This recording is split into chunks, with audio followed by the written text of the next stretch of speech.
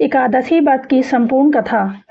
एकादशी व्रत हिंदू धर्म में बहुत पवित्र माना जाता है। यह व्रत भगवान विष्णु को समर्पित होता है और हर महीने 2 बार शुक्ल पक्ष और किस पक्ष में आता है। प्राचीन समय की बात है, एक बार असुरों का अत्याचार बहुत बढ़ गया था। एक शक्तिशाली राक्षस था जिसका नाम मुरदानव था। उसने देवताओं को हराकर स्वर्ग पर कब्जा कर लिया। सभी देवता दुखी होकर भगवान विष्णु के पार पहुंचे और उनसे रक्षा की प्रार्थना की। भगवान विष्णु ने मुरदानव से युद्ध किया। यह युद्ध हजारों वर्षों तक चला।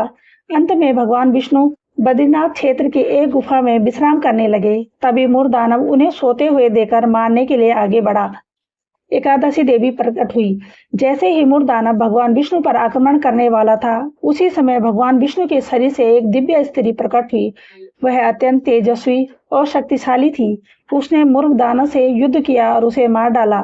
जब भगवान विष्णु जागे तो उन्होंने उस देवी को देखा और प्रसन्न होकर उन्होंने कहा, हे देवी, तुमने मेरा कार्य पूरा किया है, इसलिए मैं तुम्हें वरदान देता हूँ कि आज के दिन जो भी व्यक्ति तुम्हारा व्रत करेगा उसके सभी पाप नष्ट हो जाएंगे और उसे मोक्ष की प्राप्ति होगी। उस दिन एकादशी थी, इसलिए उस देवी का नाम एकादशी पड़ा। और एकादशी व्रत का क्या महत्व होता है? सबसे पहला, इस दिन उपवास रखने से मन और शरीर शुद्ध होता है। दूसरा, भगवान विष्णु की कृपा प्राप्त होती है। तीसरा, पापों का नाश होता है और जीवन में सुख शांति आती है। चौथा, अंत में मोक्ष की प्राप्ति होती है। और यह व्रत कैसे किया जाता है?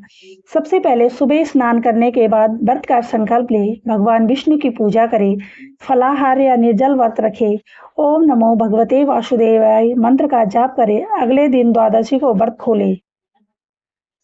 और यह व्रत, एकादशी व्रत केवल भोजन त्याग नहीं, बल्कि यह मन, वचन और कर्म की शुद्धि का व्रत है। सच्ची श्रद्धा से किया गया यह व्रत जीवन को पवित्र और सफल बनाता है।